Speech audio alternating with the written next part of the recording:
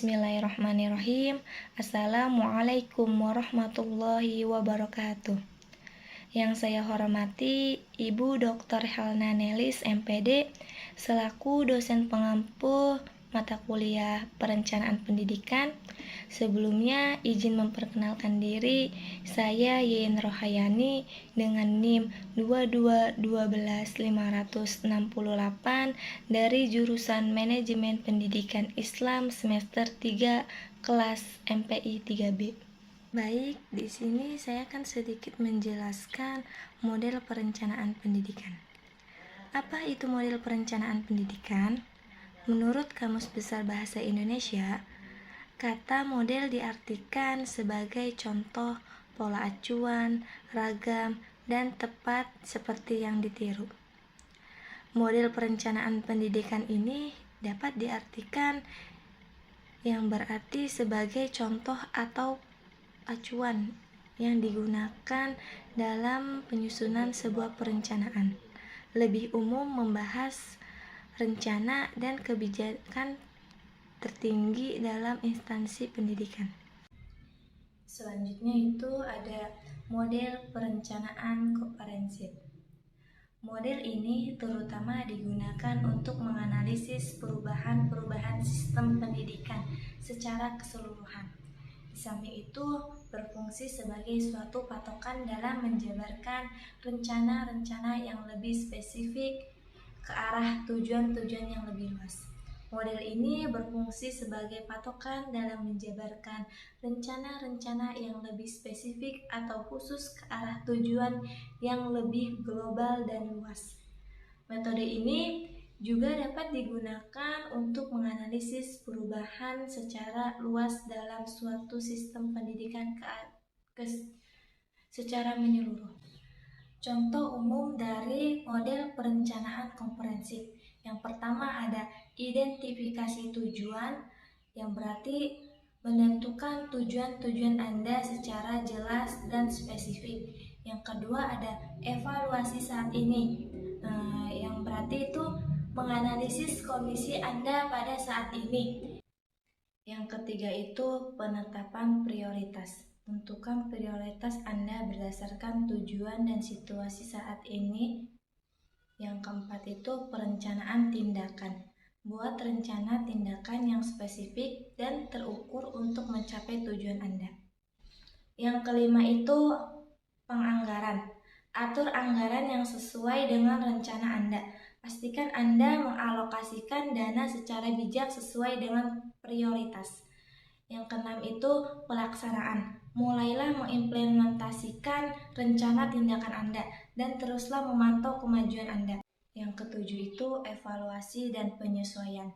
Secara berkala, tinjau kembali rencana Anda, ukur kemajuan Anda, dan lakukan penyesuaian jika diperlukan. Yang ke-8 itu konsultasi profesional opsional untuk perencanaan keuangan atau bisnis yang kompleks. Perencanaan komprehensif ini dapat diterapkan dalam berbagai konteks, termasuk perencanaan keuangan, perencanaan karir, atau pengembangan bisnis. Model target setting. Model target setting ini diperlukan dalam upaya melaksanakan proyeksi atau memperkirakan tingkat perkembangan dalam kurun waktu tertentu. Dalam persiapannya dikenal sebagai berikut. Yang pertama itu ada model untuk menganalisis demografi di proyeksi penduduk. Yang kedua itu ada model untuk memproyeksi enrollment, jumlah siswa di sekolah. Yang ketiga itu ada model untuk memproyeksi kebutuhan tenaga kerja. Yang selanjutnya itu ada model costing dan efektivitas biaya. Jadi model ini sering digunakan untuk menganalisis proyek-proyek dalam kriteria efisien dan efektivitas ekonomis. Dengan model ini dapat diketahui bahwa proyek yang paling fleksibel dan memberikan suatu perbandingan yang paling baik di antara proyek-proyek yang menjadi alternatif penanggulangan masalah yang dihadapi. Penggunaan model ini dalam pendidikan didasarkan pada pertimbangan bahwa pendidikan itu tidak terlepas dari pertimbangan masalah pembiayaan dengan sejumlah biaya yang dikeluarkan selama proses pendidikan yang diharapkan dalam kurun waktu tertentu dapat memberikan benefit tertentu pula. Selanjutnya itu ada model PPBS. PPBS itu Planning, Programming, Budgeting System, yang bermakna bahwa perencanaan, penyusunan program, dan penganggaran dipandang sebagai suatu sistem yang tak terpisahkan satu sama lainnya. PPBS merupakan suatu proses yang komprehensif untuk pengambilan keputusan yang lebih efektif. Beberapa ahli memberikan pengertian tentang PPBS, antara lain sebagai berikut. Yang pertama itu pendapat dari Cass Rosenwig mengemukakan bahwa PPBS merupakan suatu pendekatan yang sistematik yang berusaha untuk menetapkan tujuan, mengembangkan program-program untuk dicapai, menemukan besarnya biaya alternatif, dan menggunakan proses penganggaran yang merefleksikan kegiatan program jangka panjang.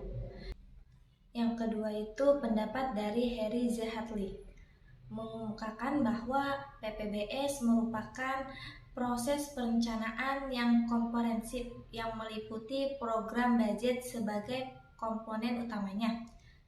Jadi berdasarkan kedua pengertian tersebut di atas, dapat disimpulkan bahwa PPBS merupakan pendekatan yang sistematik.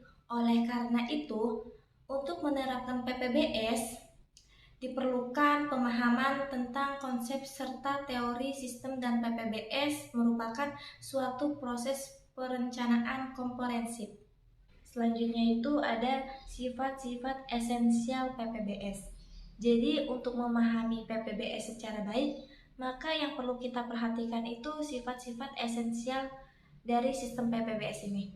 Yang pertama itu ada memperinci dan menganalisis secara sistematik terhadap tujuan yang hendak dicapai. Yang kedua ada mencari alternatif-alternatif yang relevan. Yang ketiga itu menggambarkan biaya total dari setiap alternatif. Yang keempat itu ada memberikan gambaran tentang efektivitas. Yang kelima itu ada membandingkan dan menganalisis alternatif tersebut. Yang selanjutnya itu ada kesimpulan. Jadi dari materi yang di atas dapat diambil kesimpulan bahwa model dan metode perencanaan dalam lingkup pendidikan diartikan sebagai pola atau acuan dan cara yang ditempuh dalam penyusunan rencana pendidikan secara umum. Tetapi model dan metode perencanaan pendidikan tentunya berbeda dengan model dan metode perencanaan pengajaran. Perencanaan pendidikan cakupannya lebih luas, lebih umum, menyangkut perencana dan kebijakan yang dikeluarkan oleh pengambil kebijakan tertinggi dalam instansi pendidikan. Sedangkan model perencanaan pengajaran memuat komponen sistem pembelajaran dalam unsur kegiatan yang dilakukan, baik oleh guru maupun siswa dalam proses pembelajaran. Ada beberapa macam-macam model perencanaan dalam pendidikan. Yang pertama itu ada model perencanaan komprehensif, yang kedua itu ada model target setting, yang ketiga itu ada model costing dan efektivitas biaya, dan yang keempat itu ada model PPBS, Planning, Programming, Budgeting System. Dalam bahasa Indonesia adalah sistem perencanaan, penyusunan program, dan penganggaran. Materi ini dikutip dari beberapa sumber. Yang pertama itu ada buku Perencanaan Pendidikan karya Dr. Fatah Agus Kurniawan MPDI, dan yang kedua itu buku Perencanaan Pendidikan karya Fatah Nanang dan Endin Mujahidin. Cukup sekian dari saya, kurang lebihnya mohon maaf. Wassalamualaikum warahmatullahi wabarakatuh.